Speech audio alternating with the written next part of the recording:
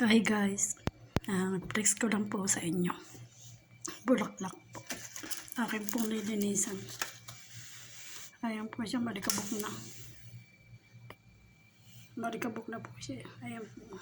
Nilinisan ko po siya rito.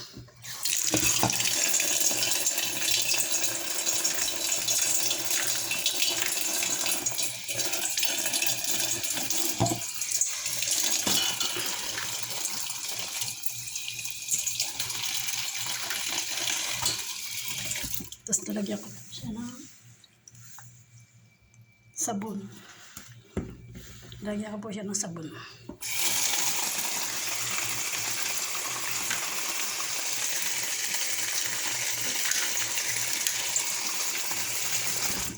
Alam niyo po ba, paborito itong kulay ng aking anak na namatay. Yellow color, ayan po siya. Salamat po and God bless po. Happy Mother's Day po sa inyo lahat. Sa lahat po ng nanay.